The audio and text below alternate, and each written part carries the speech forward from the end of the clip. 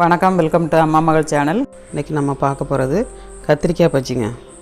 கத்திரிக்காய் பஜ்ஜி எப்படி பண்ணுறதுன்னு பார்க்கலாம். வீடியோ கடைசி வரை ஸ்கிப் பண்ணாமல் பாருங்கள். வீடியோ உங்களுக்கு பிடிச்சிருந்துன்னா சப்ஸ்கிரைப் பண்ணுங்கள், லைக் பண்ணுங்கள், ஷேர் பண்ணுங்கள், கமெண்ட்ஸ் பண்ணுங்கள். பாருங்கள் எவ்வளோ புதுசுன்னு வந்திருக்கு பாருங்கள்.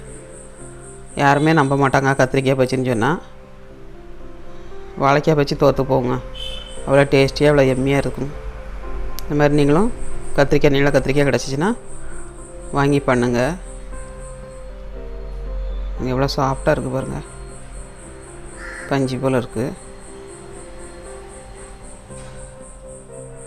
சூப்பரான வாழை கத்திரிக்காய் பஜ்ஜி நம்ம போட்டாச்சுங்க.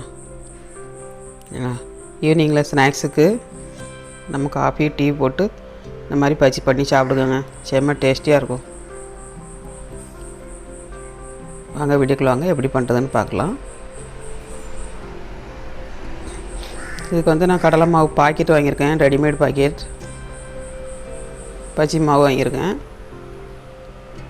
இது நம்ம தேவையான அளவு தட்டி கொஞ்சம் தண்ணி மட்டும் விட்டு மிக்ஸ் பண்ணால் போகிறோம். எல்லாமே எல்லாம் ஆட் ஆகிருக்கும், உப்பு எதுவும் போடாதீங்க.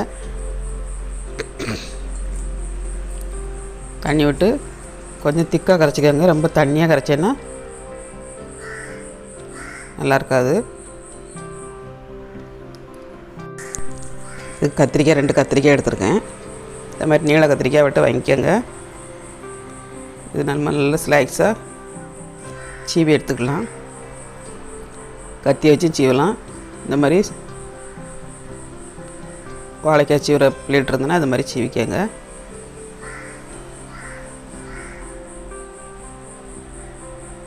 இவ்வளோ சூப்பராக வருது பாருங்கள்.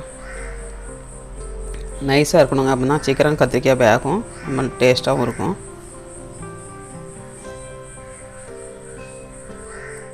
கத்திரிக்காய் வந்து லாஸ்ட்டில் சீவணுங்க, ஃபஸ்ட்டே சீவி வச்சேன்னா கருத்துரும். அதனால் அடுப்பில் போடும்போது நீங்கள் சீவிட்டு உடனே போடணும்.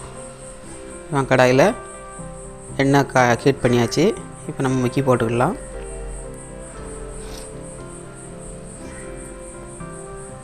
மாவை 2 பக்கம் இப்படி வலிச்சு எடுத்துட்டு அப்படியே போட்டுருங்க.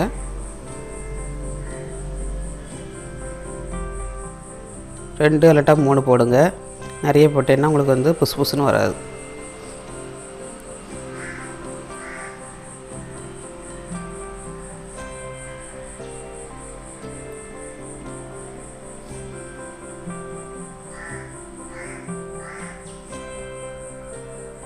திருப்பி போட்டுக்கலாம். சீக்கிரம் வெந்துடுங்க. ஒரு சைடு வெந்ததுக்கப்புறம் இன்னொரு சைடு திருப்பி போட்டுக்கோங்க. இப்போ வெந்துருச்சு. கத்திரிக்காய் வந்து ரொம்ப நைஸாக சீவி இருக்கனால சீக்கிரம் வெந்துடும். இப்போ எல்லாத்தையும் எடுத்துக்கலாம்.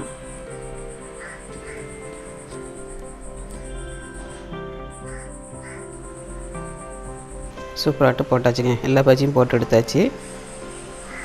இது கூட ஒரு கிளாஸ் காஃபி போட்டு நம்ம சாப்பிட்டோம்னா அவ்வளோ டேஸ்ட்டாக இருக்குங்க. பாருங்க எவ்வளோ புசு புசுன்னு இருக்கு பாருங்க. வாழைக்காய் பஜ்ஜி இவ்வளோ டேஸ்ட்டில் இருக்காதுங்க, கத்திரிக்காய் பஜ்ஜி அவ்வளோ டேஸ்ட்டாக இருக்கும். நீங்களும் ட்ரை பண்ணுங்கள். ட்ரை பண்ணிவிட்டு எப்படி இருக்குன்னு கமெண்ட்ஸ் பண்ணுங்கள். பாருங்கள் எவ்வளோ சாஃப்டாக வந்துருக்கு பாருங்கள். சூப்பரான கத்திரிக்காய் பஜ்ஜி ரெடி.